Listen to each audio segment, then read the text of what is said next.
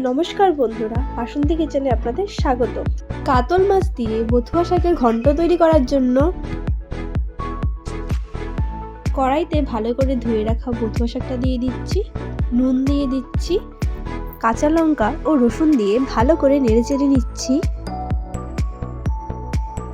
এখন 10 মিনিটের জন্য ঢেকে দিচ্ছি। 10 মিনিট হয়ে গেছে, ঢাকনাটা সরিয়ে দিয়ে নেড়েচেড়ে নিচ্ছি। শাকটা সেদ্ধ করা হয়ে গেছে, এখন নামিয়ে নিচ্ছি। কড়াইতে তেল দিয়ে দিচ্ছি। ওইদিকে কাতল মাছে নুন হলুদ দিয়ে ভালো করে মেখে নিচ্ছি। তেলটা গরম হয়ে গেছে, এখন মাছগুলো দিয়ে দিচ্ছি। এখন মাছগুলোকে উল্টে পাল্টে নিচ্ছি। মাছগুলোকে লাল লাল করে ভেজে নিতে হবে। মাছটা ভাজা হয়ে গেছে, এখন নামিয়ে নিচ্ছি।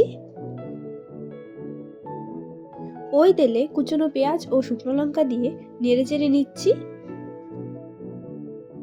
পেঁয়াজটা ভাজা ভাজা হয়ে গেছে, এখন কুচনো রসুন দিয়ে আবার নেড়েচেড়ে নিচ্ছি। রসুনটার থেকে ভালো সেন্ট বেরোলে জিরে বাটা দিয়ে দিচ্ছি। সামান্য হলুদ দিয়ে আবার নেড়েচেড়ে নিচ্ছি। সেদ্ধ করা শাকগুলো দিয়ে আবার নেড়েচেড়ে নিচ্ছি।